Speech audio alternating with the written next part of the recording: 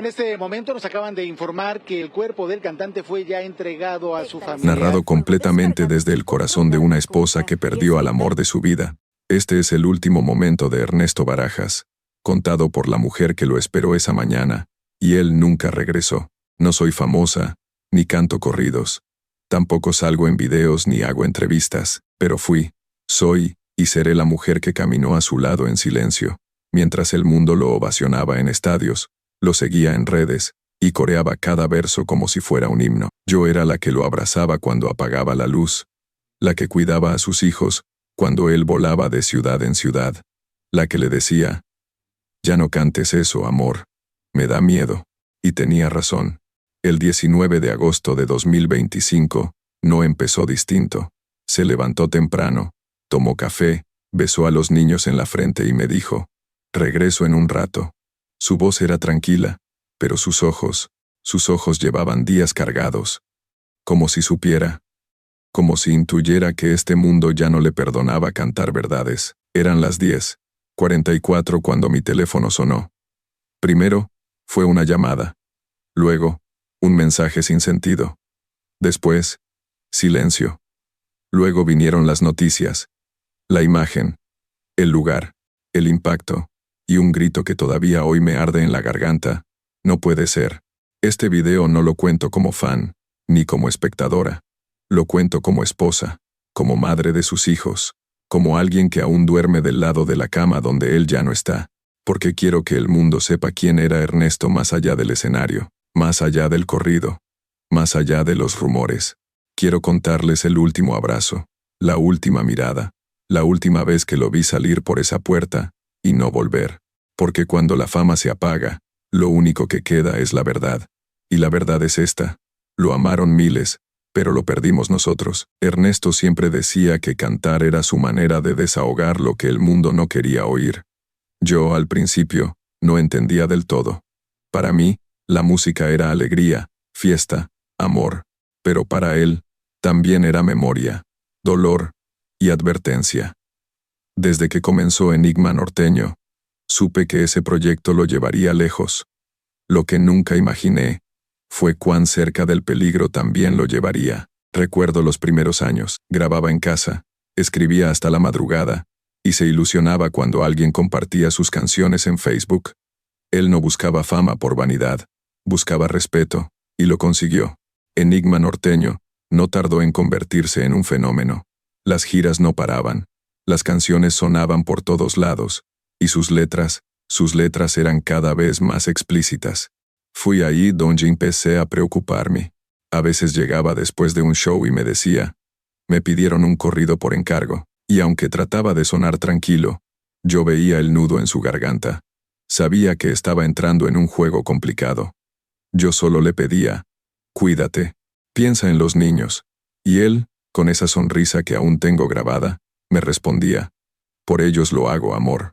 Pero en casa, las cosas no eran tan fáciles como en las redes. Había noches que no dormía, días en los que evitaba hablar por teléfono frente a los niños, y semanas enteras en las que solo nos mirábamos con la mirada llena de lo que no podíamos decir. Cuando lanzó el podcast Puntos de Vista, pensé que al fin encontraría una forma más segura de expresarse.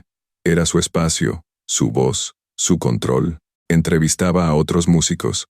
Hablaban de la industria, de la fama, pero también de lo que dolía. Y aunque muchos fans lo celebraban, yo sabía que cada palabra podía convertirse en pólvora, en manos equivocadas. Vivíamos en una constante contradicción. Él cosechando aplausos, y yo sembrando oraciones. A veces, le pedía que parara un poco, que bajara el ritmo, que se alejara de ciertos temas, pero Ernesto no sabía quedarse callado. Cuando sentía que algo era injusto, hablaba. Cuando algo lo enojaba, escribía. Cuando alguien era olvidado, él lo recordaba con un verso. No era imprudente, era íntegro. Y quizás por eso, no lo perdonaron. Yo era la que contestaba cuando su mamá llamaba preocupada. Yo era la que dormía con un ojo abierto cuando él salía de gira. La que revisaba si los niños no escuchaban ciertas canciones. Porque aunque todos lo veían como artista, yo sabía que había cruzado una línea que no permite regreso. Y aún así, lo amaba más cada día. Porque su fuerza era real, porque su convicción no era actuada, porque era valiente, y tonto, y generoso, y nuestro. Este es el escenario que nadie vio desde afuera, el del hombre que salía impecable al escenario, pero llegaba a casa con preguntas que no se pueden cantar. Y en ese escenario, lo único que siempre tuve claro es que cada día a su lado podía ser el último. La primera vez que escuché a Ernesto cantar, lo hizo sin instrumentos, sin público, sin micrófonos. Estábamos en el comedor de sus padres, con una guitarra desafinada y una voz que ya sonaba como destino. En ese momento no pensé que me estaba enamorando del futuro líder de Enigma Norteño. Me estaba enamorando de un muchacho con ojos firmes y corazón rebelde, que quería cambiar su realidad con palabras. Su carrera comenzó de cero, como casi todo en nuestra vida. Vendía discos grabados en casa, tocaba en eventos pequeños, escribía de madrugada, y aún así, nunca se rindió. Cuando formó Enigma Norteño, yo lo acompañaba a los ensayos, a las tocadas, a los lugares donde nadie sabía su nombre.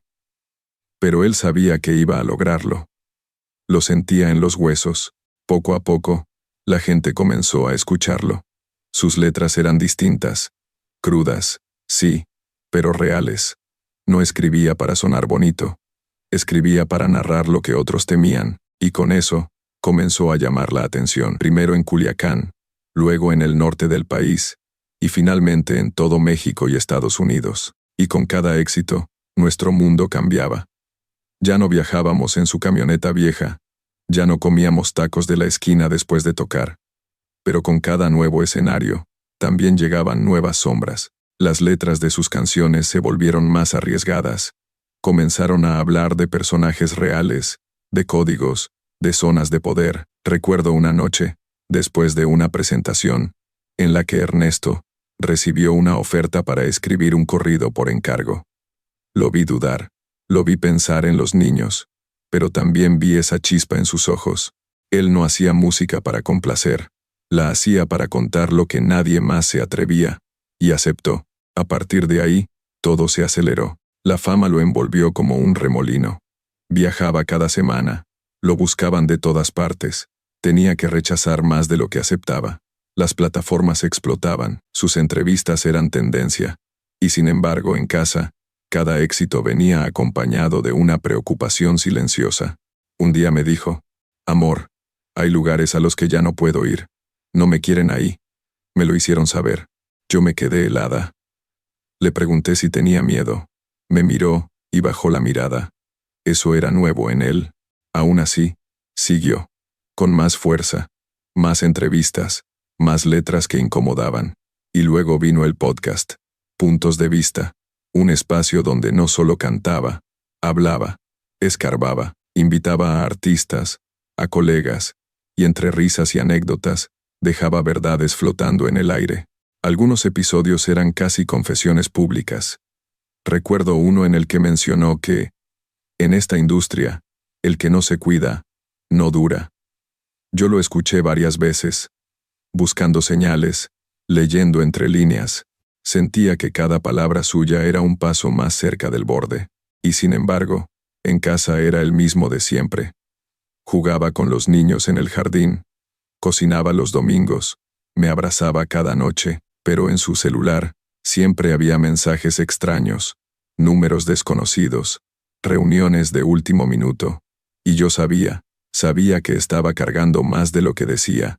Un mes antes de que se fuera, lo noté más callado, más observador, como si estuviera escribiendo una despedida sin decirlo. Un día, después de cenar, me tomó la mano y dijo, «Si algo me pasa, quiero que sepan que todo lo hice por ustedes». Le dije que no hablara así, que no dijera tonterías, pero ya era tarde, la herida estaba abierta, y entonces llegó ese día. Me dijo que iba a revisar un coche con un amigo, que no tardaba. Se despidió de los niños, me besó la frente, y no volvió. El ascenso de Ernesto fue real, fue brillante, fue merecido, pero también fue la cuenta regresiva hacia un final que él, quizás, siempre supo que llegaría. Yo no estaba ahí cuando pasó. No vi los disparos, no escuché los gritos, pero cuando recibí la llamada, lo supe antes de que me lo dijeran. Porque hay un vacío que solo se siente cuando el alma se rompe y no se puede volver a juntar. Esa mañana, Ernesto salió con su gorra negra, la misma de siempre. Me dijo que volvería en 1 hora. Iba con su amigo a recoger un carro, nada fuera de lo común, nada sospechoso. Y, sin embargo, algo dentro de mí me pedía que lo detuviera. Pero no lo hice, solo le dije, maneja con cuidado. Y él sonrió, como si todo estuviera bien. 10 minutos después, me escribió. Ya casi llegamos. 20 minutos después, ya no existía.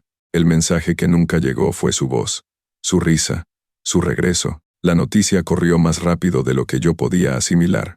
Un ataque en un taller, 3 personas involucradas, una víctima mortal, y el nombre, su nombre, en todos los medios, como si fuera parte de un guión que nunca quisimos escribir. Cuando llegué a la escena, ya lo habían cubierto con una sábana. Pero yo no necesitaba verlo para saber que era él. Su energía, su ausencia, ya lo gritaban todo. Lo más duro no fue aceptar que se había ido. Lo más duro fue recordar todas las señales que ignoramos. Semanas antes, Ernesto había recibido un mensaje que no quiso mostrarme. Solo es gente molesta porque cancelamos una presentación, me dijo. Pero sus manos temblaban. Yo lo vi. Y callé. Luego comenzó a hablar menos, a escribir más, a guardar notas de voz, a grabar ideas en la madrugada. Había una canción que no llegó a terminar. Una canción que él mismo dijo que nunca debía salir al público. Pero no me explicó por qué. Solo dijo que había cosas que, si se cantan, pueden costar caro. Yo sabía que estaba lidiando con fuerzas que no podía controlar. Y él también lo sabía. Pero aún así, eligió no callar. Eligió seguir. Elegir cantar. Y ahora entiendo que eso fue lo que lo condenó. El podcast fue otro punto de quiebre. Muchos no lo saben, pero Ernesto iba a publicar un episodio especial, donde hablaba sin dar nombres de ciertas presiones dentro de la industria. Un capítulo grabado, editado, listo. Pero nunca salió. Me dijo que mejor lo guardaba. Por seguridad, dijo. Yo le pregunté, ¿seguridad de quién? No respondió. Después de su muerte, encontré ese archivo en su computadora. Lo escuché sola, de noche, y lloré, porque esa grabación es su testamento más honesto, una despedida disfrazada de opinión, una bomba que decidió no detonar, para no hacernos daño. Pero ya era tarde. Los medios dijeron que fue una agresión directa, que no fue un robo ni una confusión, que iban por él, y yo no necesito más pruebas. Porque lo sabíamos todos, solo que preferimos no hablar de eso en voz alta. Lo que más me duele es que murió como vivió, diciendo lo que pensaba. Y eso, en un mundo donde el silencio es lo más seguro, lo convirtió en blanco fácil. Vi cómo algunos amigos lo despidieron en redes sin mencionar ni una palabra del miedo que él mismo les había confesado.